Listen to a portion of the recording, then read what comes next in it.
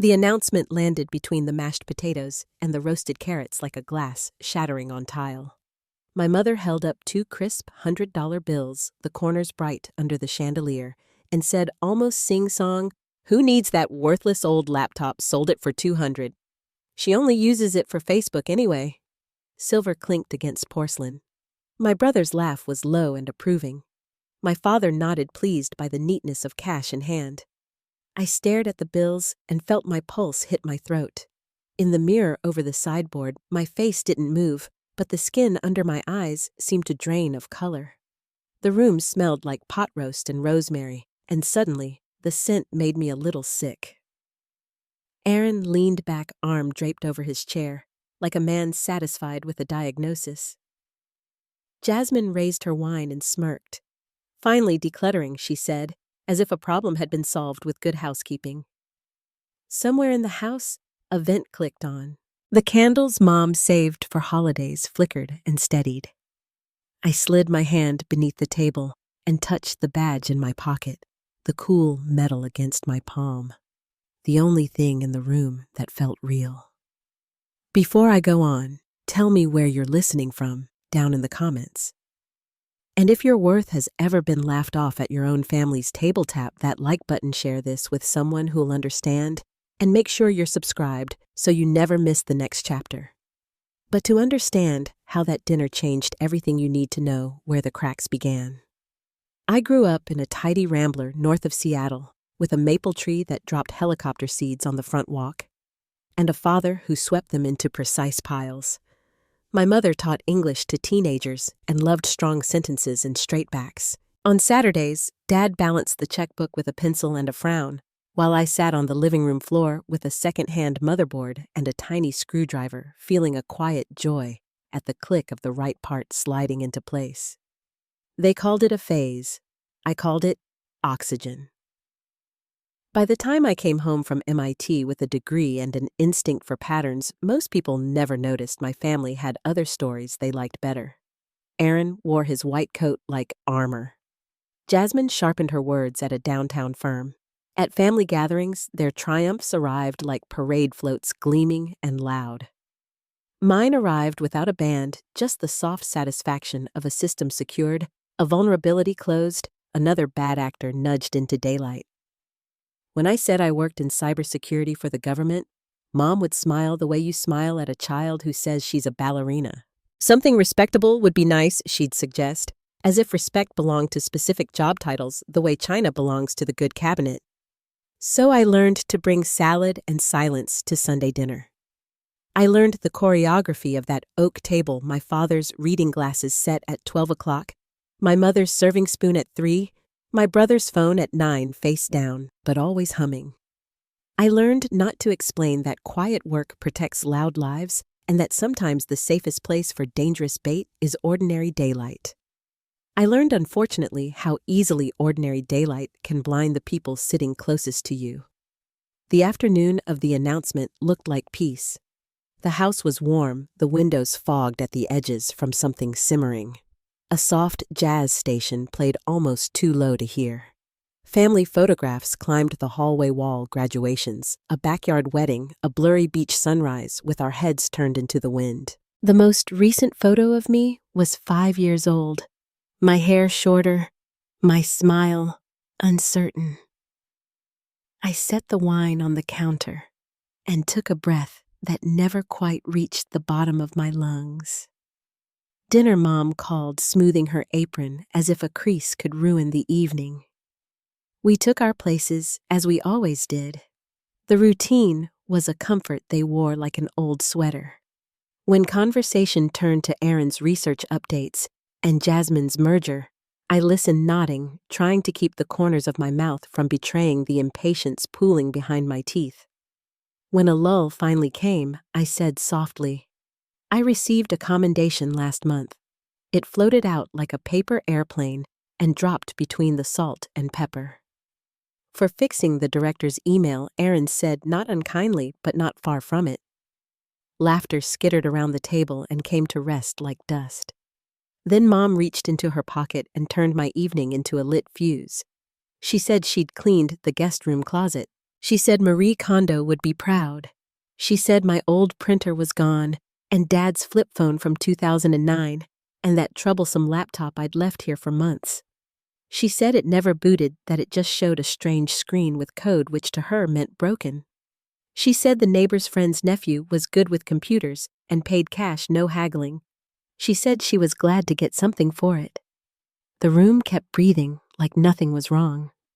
The heater sighed. The chandelier hummed. But something in me slid sideways like a step onto black ice. My fork hit the plate hard enough to ring. I heard it in the next room, the bright metallic sound of a boundary being struck. "What broken laptop?" I said, though the words landed as flat as cards in a stack. Mom waved a hand. "Old Dell, the one with scuffs. It wouldn't turn on right. You only use it for Facebook anyway." 200s fanned like a magician's trick. My father smiled at the simple math of it. Jasmine tipped her head, curious at my face. I thought of the casing, the lock, the tags. I thought of the way the boot sequence refuses to perform for strangers, the way a fortress looks like a ruin to the uninvited. I thought of the $10 million in marked federal funds sleeping behind that plain plastic shell, humming inside a mesh of encryption designed to lure wolves and make them show their teeth. It was a simple device if you knew what you were looking at. It was a time bomb if you didn't. "That was my work laptop," I said, shaping each word with care. It contained sensitive federal material. "It is not a household item." Aaron chuckled, gentle, condescending. "Clearance for Facebook." My father lifted his palms, a gesture that meant enough drama. "We're eating." My mother's mouth tightened at my tone before my tone even arrived. "If it mattered, you should have labeled it." "It was in a locked case," I said, "with federal identification." The chandelier hummed louder. Or maybe my head did. "Those tags don't fall off." Silence spread a thin film over everything. Even the jazz seemed to press its face to the window and listen. Mom's eyes darted toward the hallway where she'd stacked donation boxes. "Well," she said, "finally, he paid cash. No return policy at a yard sale. Humiliation is not heat. It's cold. It crawls into your bones and makes you feel smaller than your own chair." I swallowed it and let the professional part of me stand. The part that knows how to move in emergencies without shattering. The part that doesn't need family permission to do her job. "Who?" I asked. "His name." Mom shrugged, a quick, guilty lift. "Karen's nephew, the one with the ponytail. The one who offered to set up our cameras last month. He asked about electronics. He was polite." Her voice softened with the memory of being treated kindly while she was useful. Jasmine set her wine down, the first hint of seriousness. "Yolanda." It sounded like a question and a warning. My father rubbed the bridge of his nose the way he does when numbers don't add. "You're making a scene?" he said, not unkindly, but firm enough to push. "Eat while it's hot." I pushed my chair back, and the legs rasped against the rug. The room felt suddenly crowded with everyone's certainty. I slid my phone out under the table and checked for alerts. Nothing. No breach alarms, no tripwires singing. Relief came and went like a wave. That meant only one thing: whoever had the laptop was skilled enough to isolate it before waking it up. I stood. "I'm going to step outside," I said as evenly as if I were going to the mailbox. "No one leave the house. Don't call anyone about this. Don't post so much as a smile about dinner." "Excuse me." Mom's cheeks flushed. "You don't bark orders in my home." "They're not orders," I said quietly. "They're lifelines. Please take them." I moved down the hall, past the photographs, our older faces watching me go. I opened the front door, and a chill slid across my skin. The porch light threw a yellow circle onto the wet driveway. Somewhere, a dog barked, then stopped, as if reconsidering the wisdom of being heard. Rain ticked against the maple leaves, and pattered on the concrete like fingers drumming an anxious rhythm. I drew in the damp air until my lungs widened. The number I needed was muscle memory. It rang once.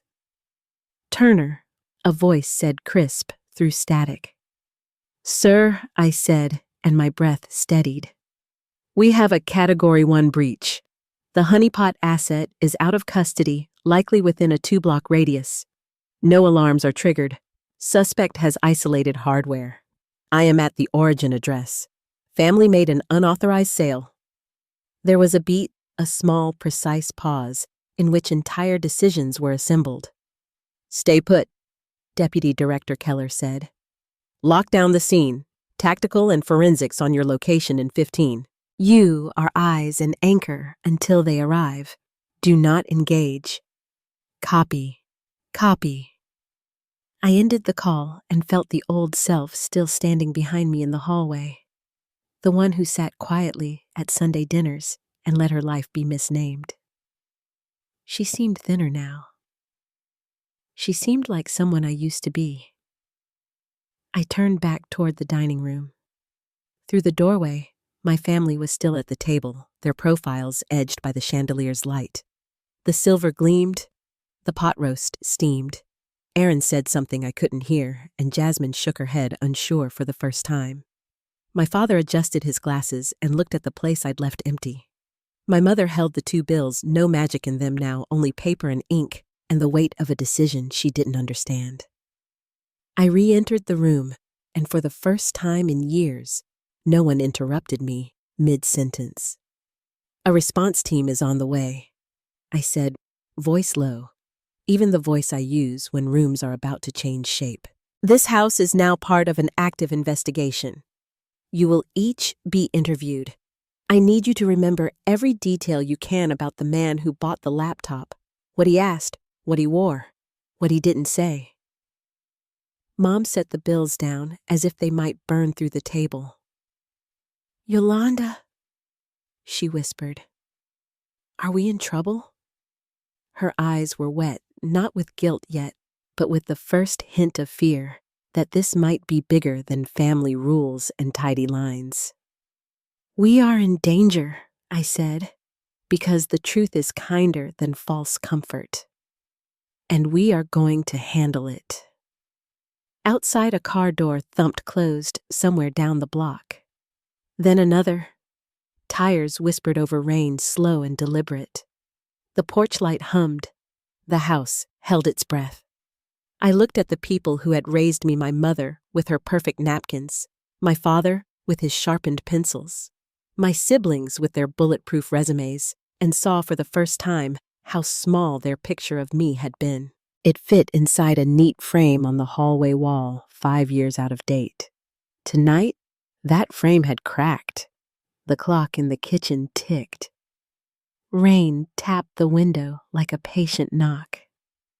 Down the street, another car door closed with the soft finality of a chapter turning. I felt the room tilt toward a future none of us had planned. My phone buzzed in my pocket, one word on the screen: arriving. And with that single vibration, the life I had kept politely off the table stepped into the dining room, pulled out a chair, and sat down beside us.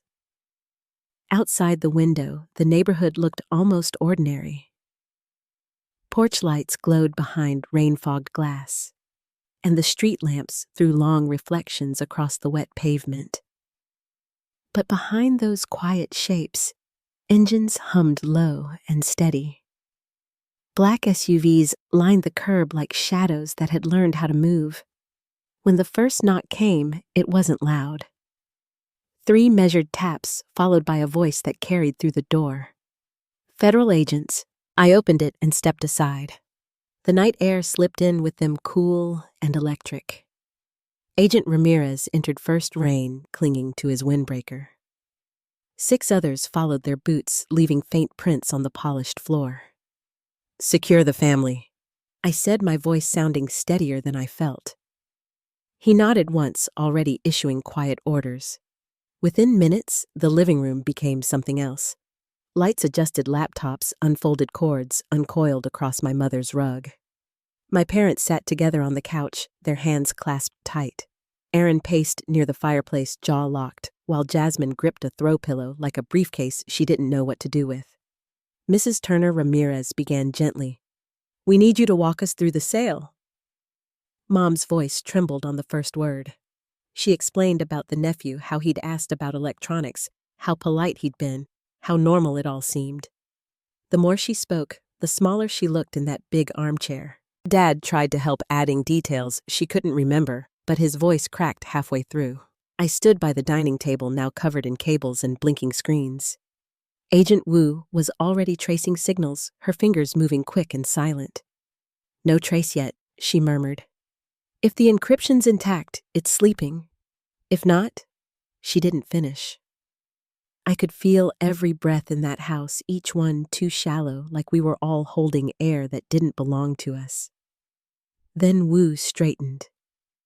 "Unusual network traffic, 2 blocks north. Someone's trying to brute force a lock." Ramirez moved closer. "That's your laptop." I studied the pattern on the screen and nodded. "That's ours. That's Black River." He didn't hesitate. Orders rolled out of him like clockwork. Set a perimeter. Quiet approach, no sirens. Agents moved fast, voices clipped and calm. Outside radios crackled and the rain thickened. I stayed by the window, staring toward the faint glow of the neighboring street. That's where it was, the house, the people, the danger that had started at my mother's table. For a moment, I felt every distance at once, the few hundred feet between us, the years between who my family thought I was and who I'd become, the impossible stretch between duty and blood. Dad came up beside me, voice low. "Yolanda, I had no idea." "Not now," I said quietly. His hurt flickered in the reflection on the glass, but the job didn't leave room for comfort. Outside, thunder rolled in from the sound, slow and heavy. The radio on Ramirez's shoulder crackled again. 3 signatures in the target house, lights minimal, no movement at the windows. He looked to me. "Call it." I weighed the options, the risk of waiting, the chance of losing the trail. My hands steadied on instinct. "Hold position. Trace their network first. We catch one, we lose the others." He relayed the order and turned back toward the team. I caught my mother's whisper behind me. "She sounds just like her father when he used to balance the checkbook." Her voice broke on the last word, and I wasn't sure if it was fear or pride. Minutes passed like hours. Then Wu called again, her voice thin with urgency. "They're inside the encryption. Sector 3 through 7 failing." The sound in the room shifted, the hum of laptops, the rustle of gear, all sharpened into a single heartbeat. "That's the tracking data," I said. "If they crack those sectors, the funds disappear." "Green light," Ramirez ordered. "Move now." Through the window, I saw agents fan out across the dark street shapes, dissolving into the rain. The radios went quiet except for clipped whispers. "Front door ready. Rear entry ready. Execute on 3. I could feel my mother's eyes on me as they counted down. "What's happening?" she asked. "Stay seated," I said. 3, 2, 1. Flashbangs thudded faintly through the rain light, blooming white against the window panes, then gone. A door crashed open, followed by shouts that echoed down the block. I didn't move. Not until the last call came through. Device secured. 3 suspects in custody. The air left my body all at once, as if I'd been holding it since she'd waved those bills in my face. Ramirez exhaled beside me. "They didn't breach the core sectors. We got there in time." I nodded, but my focus had already turned to the family behind me. They looked frozen in a still photograph, Mom's hand clutched at her necklace, Dad staring into nothing. Aaron, pale Jasmine, whispering questions no one could answer yet. When the agents brought the laptop back into the room, sealed in an evidence case, the sight of it nearly buckled me. It looked exactly the same, scuffed corners, dull keys, but now it carried the weight of every choice I'd made. Wu approached, her expression grave. Encryption held, but there's something else. Hardware backdoors installed. If we'd plugged this in at headquarters, they'd have walked straight through our walls. So it hadn't been random. It had been personal. I looked at my family and knew they saw the thought cross my face. The living room, still full of strangers, felt suddenly too small to contain all that realization. Later, when the noise quieted and the suspects were taken away, I sat at the kitchen table across from Ramirez. The house smelled of coffee and damp wool. He flipped open his notebook. "You've been using this address as one of your rotation sites." "Yes," I said. "Secure case alternating every 3 months. Standard protocol." He nodded slowly. Then they weren't guessing. They were watching. Outside, the tactical trucks idled, their red taillights smeared across the rain like slow strokes of paint. Mom came to the doorway, wringing her hands in a dish towel. They were watching us, yes," I said quietly. "Probably for months." The towel slipped from her fingers onto the floor. She didn't notice. Ramirez closed his notebook and rose. "We'll sweep the house. Cameras, mics, anything they might have planted. You'll need to relocate for a few days." When the agents left to begin the search, Mom sat down across from me. The chair creaked the same sound it had made my entire childhood when she'd grade papers late at night. "I thought you just helped people reset their passwords," she said faintly. I almost smiled, but it wouldn't come. That's the safest version of my job. The search stretched past midnight. Agents climbed ladders, pulled outlet covers, lifted rugs. Every creak of the house sounded like confession. When they finally finished, the report was simple: 3 hidden devices, each carefully disguised, each positioned to watch entrances and the dining room table. I thanked them, then walked them out into the rain. The moment the last SUV disappeared, the silence that followed felt heavier than all the noise before. I stood on the porch, arms wrapped around myself, watching the puddles ripple under the gutter's slow drip. Inside, my family moved quietly, like people learning to breathe in a new atmosphere. Dad approached the doorway. "Yolanda," he said, hesitant, "if this was targeted, what does that mean for us?" "It means you were used," I answered. "They wanted what I had access to. You were the easiest door to knock on." He nodded, looking older than he had at dinner. "I see." But he didn't, not yet. By dawn, the agents were gone, leaving behind the faint smell of coffee-wet jackets and ozone from too many electronics. The house looked normal again, but normal had been rewritten overnight. I stayed until sunrise, watching light crawl across the living room. My mother had fallen asleep in a chair, a blanket pulled up to her chin. Dad sat beside her, eyes open but far away. Aaron and Jasmine had drifted to the guest room, their confidence replaced by the restless guilt of people who finally realized how small their world really was. When the first bird started calling outside, I gathered my bag. Ramirez met my eyes at the door. "Headquarters will want statements." "Then rest," he said. I nodded, stepped into the chill, and walked to the waiting car. The tires hissed over wet pavement as we pulled away. Through the rear window, I saw my childhood home recede, one porch light glowing against a gray morning, a small house that had unknowingly been a battlefield. Back at headquarters, the quiet there was different, sterile, metallic, almost comforting. But the questions came fast. Internal Affairs. Deputy Director Keller. Every detail dissected. By the time I returned to my apartment that evening, the sky was turning purple. The air inside smelled faintly of dust and absence. I turned on the lights and paused. Something felt off, not wrong, just shifted. The framed photo on my nightstand leaned half an inch to the left. I stepped closer, heart starting to pound again. That's where it began, the smallest detail in a room that should have been safe. When I lifted the frame, I saw it, a nearly invisible seam along the wooden edge. I pressed gently, and the back popped free. A listening device no larger than a grain of rice sat tucked into the corner. The air in my apartment felt suddenly thin. The house, the laptop, the laughter at dinner, it all folded into this one cold realization. They hadn't just watched from a distance. They'd been here. Outside, the city's night hum carried through the window. Tires rained the faint wail of a siren. Somewhere inside that sound, I felt a shift, the quiet hinge between shock and resolve.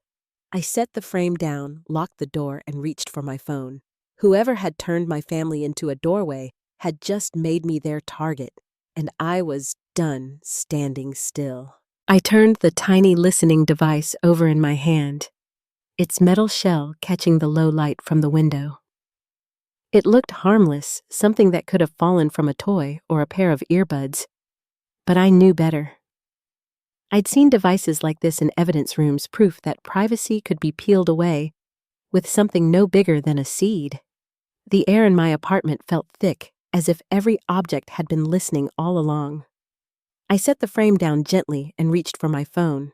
Malik's name was already in my contacts. He answered on the second ring, voice gruff from too much coffee and not enough daylight. "Tell me you're calling, because you're bored," he said. "I wish I were," I replied. I found a bug in my apartment, embedded in a picture frame. A long pause stretched between us. "Same kind we talked about, yes. Too precise for amateurs." He exhaled slowly. "Then you're burned. Don't stay there. I'll meet you in an hour, same diner." When the call ended, the silence pressed in harder. I packed a small bag, leaving behind most of what I owned. The hallway outside my door smelled faintly of rain and someone's late-night pizza. I locked the door twice, though I knew a lock meant nothing to people who already had the codes. The city looked washed out under the streetlights, all wet asphalt and drifting mist. The diner's neon sign flickered red against the fog when I pulled into the lot. Inside, the booths were half empty, the air smelling of coffee grounds and old sugar. Malik sat by the window, hoodie pulled low, fingers tapping a rhythm against his mug. He looked up as I approached. "Show me," he said. I placed the listening device on the table. He leaned forward, eyes narrowing as he turned it between his fingers. "Professional build. You were right. Can you trace it?" He shook his head. "Not directly, but I can sweep your place, see if they left a pattern." "I already found one pattern," I said. "Tyler." Malik didn't flinch at the name. He'd been expecting it. "The husband-cousins," I corrected. "He works in information security. His access fits the timeline, and he's been too curious lately." Malik studied me for a moment. "You're thinking of going after him. I'm thinking of finding out who's pulling his strings." He slid a small case across the table. Inside was a handheld detector and a flash drive. "Take these. They're clean. If you find anything, don't connect it to a network. Keep it isolated." His voice softened a little. "You're not running this alone, are you?" "I don't have much choice," I said. "I'm suspended." "That doesn't mean unarmed," he muttered, then gave me a small nod that passed for concern. The rain had stopped when I left the diner, but the air was still wet enough to smell like iron. Driving home, the city lights blurred across the windshield. I parked 2 blocks from my building, walked the rest of the way, and checked every doorway before unlocking my apartment. Inside, the quiet felt like an echo. I powered up Malik's scanner and moved slowly from room to room. 3 more devices lit the display, one near the ceiling vent, one inside the lamp base, another beneath the kitchen counter. They were surgical in placement, hidden with the precision of someone who'd studied my habits. By dawn, the sweep was done. My apartment looked the same, but it no longer felt like mine. I packed everything of value into a single duffel and loaded it into the car. Before locking up, I took one last look at the living room, the couch, the coffee mug by the window, the faint outline of sunlight creeping across the floorboards. I whispered to no one, "You'll get nothing else from me," and pulled the door shut. The Bureau's investigation was still running without me. I knew I couldn't touch it officially, but unofficially, I still had contacts who trusted my instincts. I reached out to one Agent Ramirez. I didn't need permission, just a hint. When he answered, his tone was cautious. "You shouldn't be calling." "I'm not asking for files," I said. "Just tell me if the name Tyler Hargrove has crossed anyone's desk." He was quiet for a beat too long. "Turner," he said finally. Sometimes silence is an answer. That was all I needed. I spent the next 2 days piecing together the trail from what I already knew. Tyler had installed cameras at my parents' house months earlier. He had the technical skills and the access. What I didn't understand was motive. It wasn't money.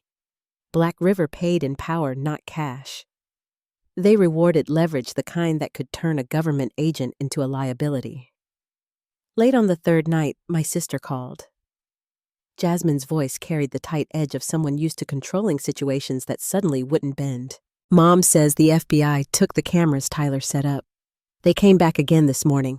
They're following the same trail I am," I said. "Yolanda, what's happening?"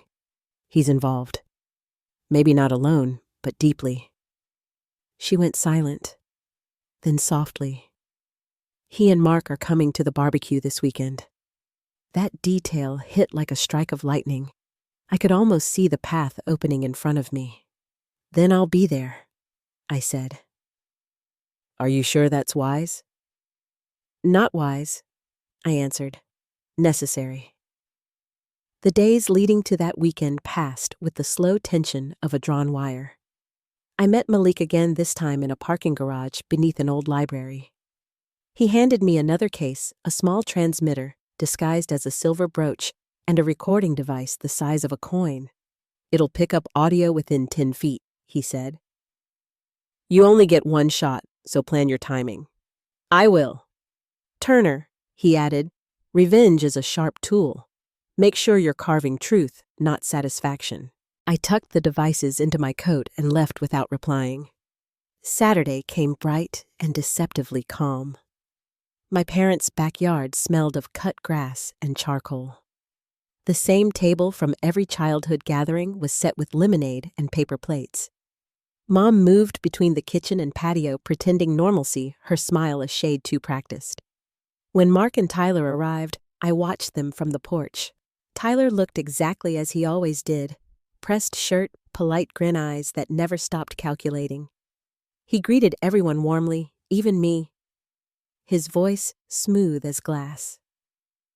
"Yolanda," he said, offering a handshake. "Glad you could make it. I heard work's been intense." I smiled lightly. "You could say that." The brooch I'd given my mother glinted in the sunlight as she adjusted her blouse. It wasn't just decoration, it was protection, sending out a faint pulse that scrambled nearby transmissions. Tyler didn't notice. He was too busy surveying the space, his gaze flicking briefly toward the house. For most of the afternoon, I let him believe I was disarmed. I laughed at small talk, helped serve food, nodded at stories I didn't hear. Beneath the calm, the small recorder in my pocket captured everything. His voice, his timing, the subtle questions he slipped into casual conversation. Then just after 4, he stepped aside to take a call. I followed quietly, staying just within range. His tone was hushed, urgent. "Tonight," he said.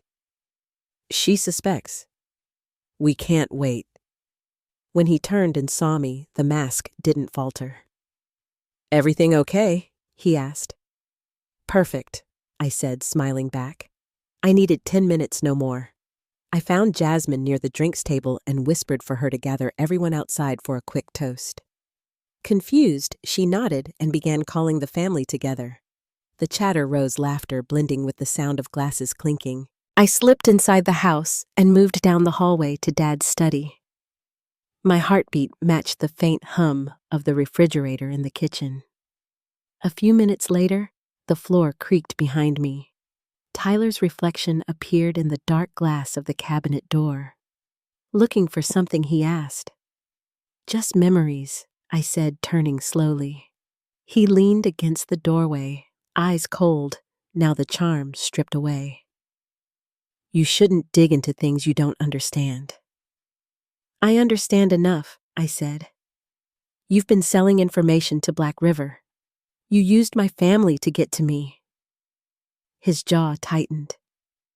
"You have no proof." I touched the pocket where the recorder rested, the faint red light hidden beneath the fabric. "You sure about that?" He took a step closer, lowering his voice. "You think the FBI will save you? They can't stop what's coming." "Then tell me," I said, quietly. "Help me understand what you think you've built." For a moment, he almost looked proud. "It's not about money. It's about control. The people you work for hoard it. We're just reclaiming it. And who's we?" He smiled, but the expression never reached his eyes. "You'll see soon enough." Before I could reply, he moved, quick-trained, the kind of motion that belonged to someone who'd practiced violence before. His hand shot toward his jacket, but I was already stepping back. The sound of a door opening echoed from the kitchen. Dad's voice came down the hall, steady and unfamiliar.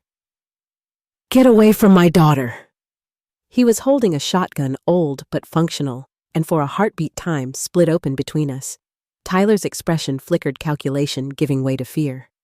I didn't move. The recorder kept running. Outside, I heard the faint hum of engines, the synchronized rhythm of doors opening in unison. Then, the unmistakable command, "Federal agents." "Hands where we can see them." Tyler froze, his breath ragged. I stepped aside as the first agent entered the hallway, weapon raised. Ramirez's voice carried from behind him. "Tyler Hargrove, you're under arrest for conspiracy, attempted murder, and treason." The rest happened quickly. Handcuffs rights read the clatter of evidence bags.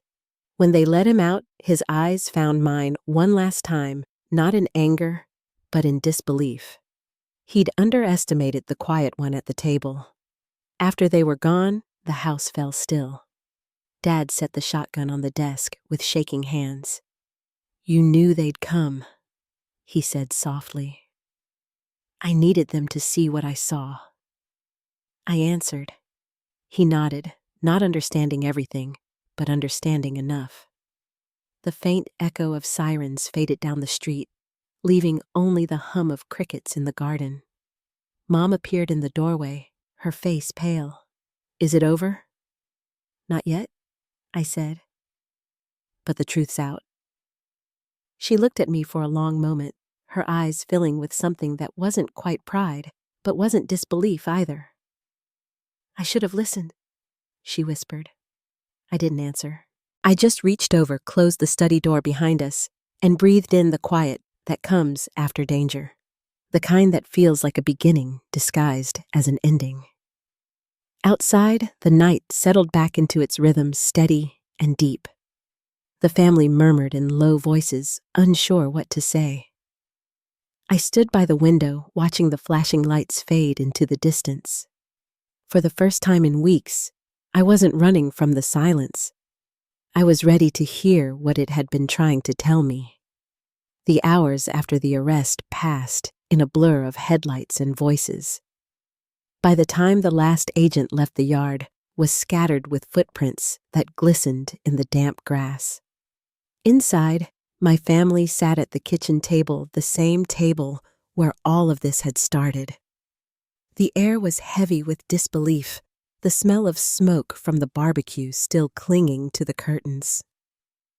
Ramirez stayed behind to make the final report. He spoke quietly, the low timbre of his voice blending with the hum of the refrigerator. We'll process him tonight, he said. Director Keller wants you back at headquarters first thing in the morning. I nodded, though my focus drifted to the faces around me. My mother's eyes were red, her makeup smudged in faint gray shadows. Dad's hands were clasped so tightly his knuckles had gone pale. Aaron and Jasmine sat side by side, their usual confidence replaced by something quiet and fragile.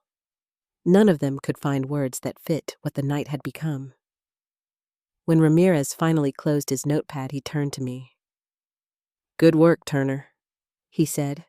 "Not many people could have handled this the way you did." It didn't sound like praise, it sounded like relief. After the convoy left, silence reclaimed the house. My mother reached for the brooch, still pinned to her blouse, her fingers trembling as she unclasped it. "I didn't even realize it was more than jewelry," she whispered. "It protected you," I said. "That's what mattered." She looked at me for a long moment, her expression somewhere between awe and sorrow. "I've spent years thinking your work was harmless. I didn't want to see what it cost you." The words hit harder than I expected. I didn't respond. I just placed my hand over hers for a moment before standing to leave. Outside, the air had turned cold. The last traces of siren light faded down the street, leaving the neighborhood still and ordinary again, as if the night hadn't happened at all. At headquarters the next morning, the building felt foreign. I walked past the security gate, the fluorescent lights too bright after the night's dim chaos. Deputy Director Keller was waiting in the briefing room. He motioned for me to sit. The laptop lay sealed in an evidence case on the table between us.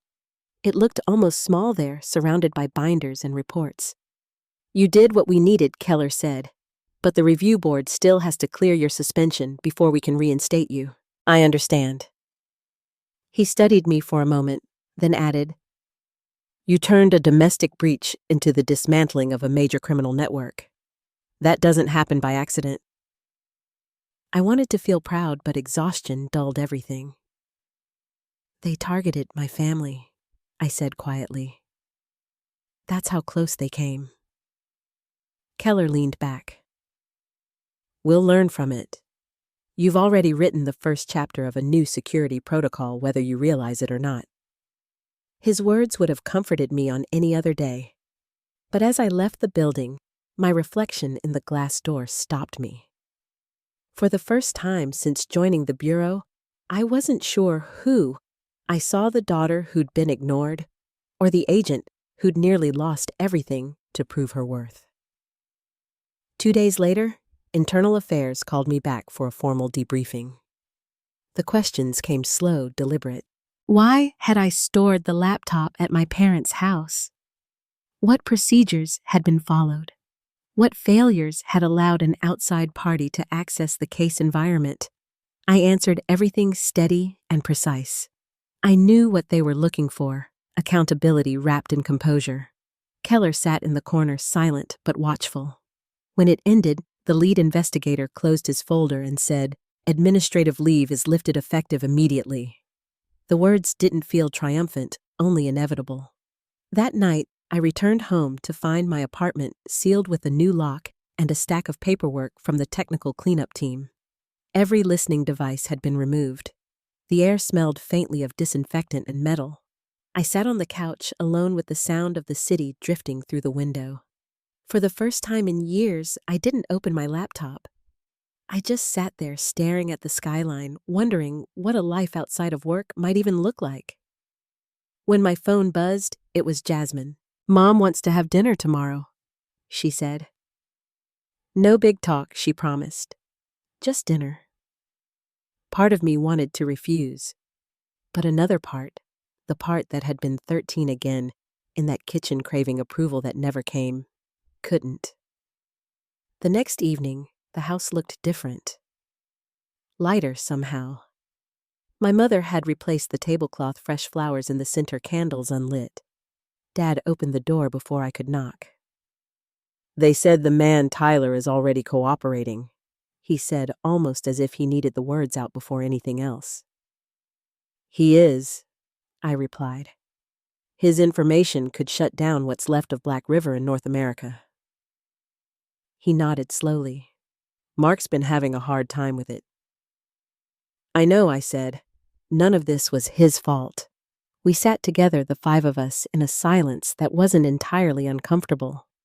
When the food came out, Mom hovered before sitting down. They said you'll get your position back, she said quietly. I already did. The corners of her eyes softened. I'm glad, she murmured. But I'm sorrier. Her voice broke on that last word. Erin reached for her hand, and something unspoken passed between them.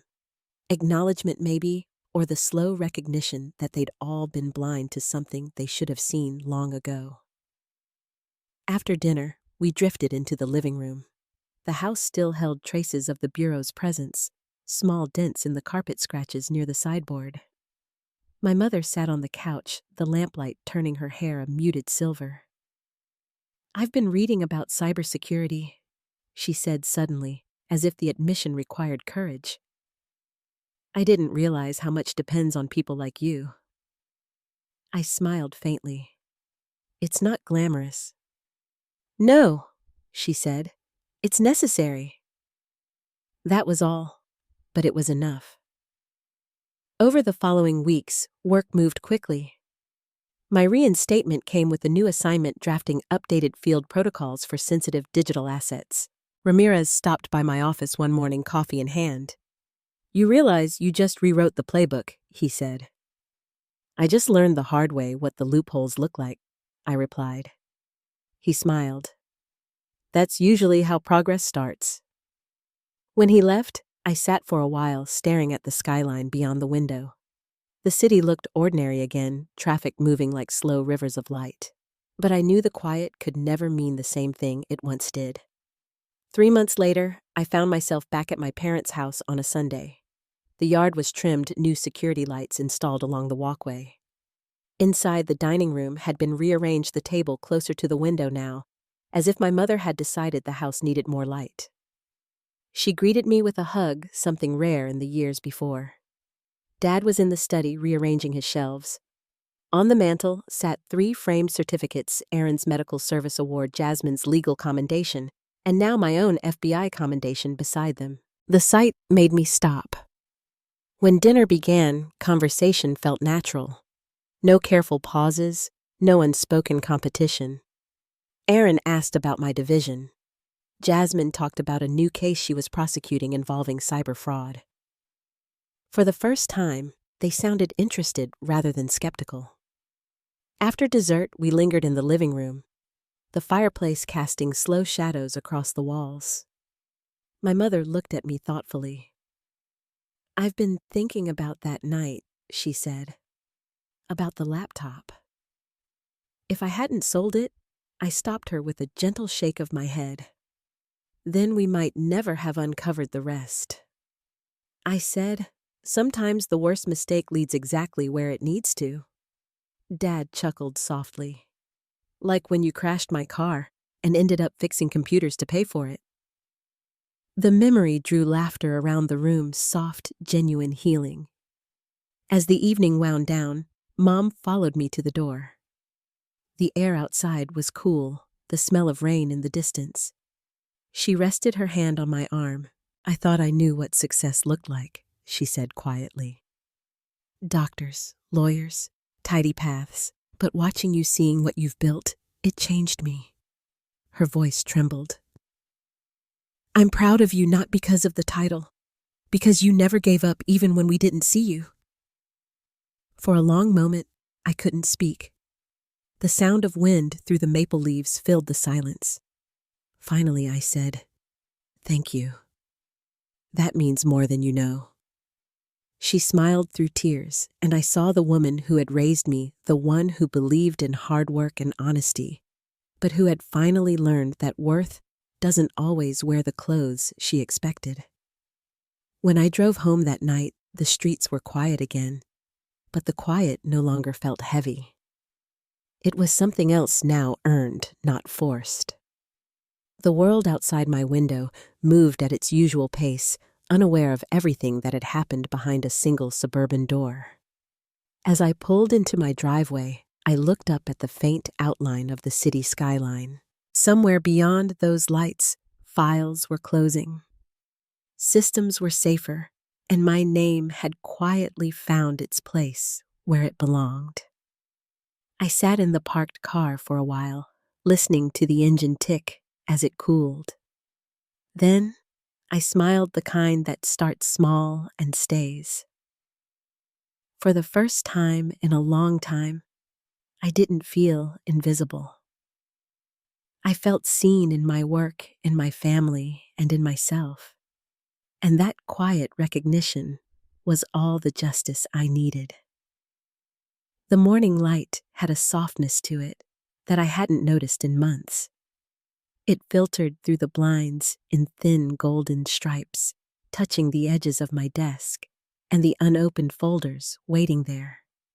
The city outside was quiet Sunday, quiet, the kind that hums low and steady, full of life, that doesn't need to rush anywhere. I sat with a cup of coffee cooling between my palms, watching the steam fade into the air.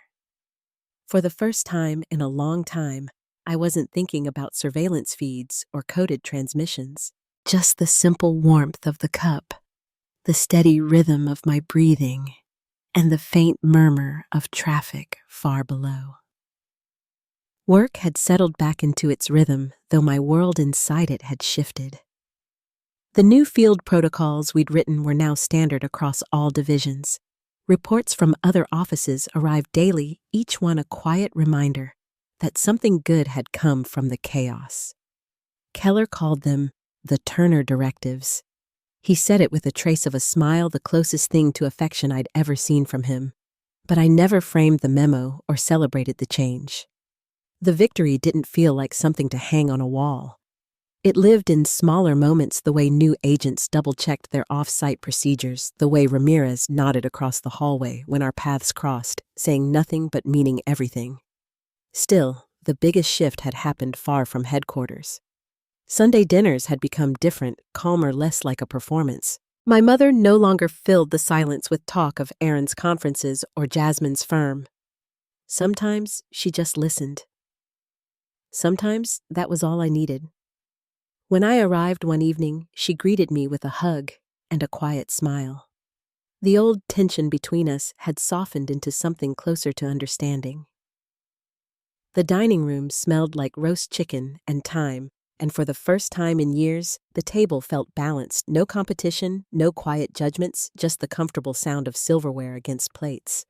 Aaron asked about my week in Washington, genuinely curious. Jasmine told me she was working on a case involving a small-town data breach and had asked if I'd look over her brief. Even Dad, who once dismissed my work as just computers, had started investing in cybersecurity companies for his retirement fund. It was strange seeing them change, but it was never about being right. It was about being seen, finally wholly, without explanation. After dinner, we drifted into the living room. My mother reached for the framed photograph on the mantel, a picture of the three of us as kids, me holding a circuit board like a trophy. Aaron squinting in confusion, Jasmine laughing at the camera. She brushed her thumb across the glass. "I keep thinking about how long it took me to understand," she said. "You were never playing with machines.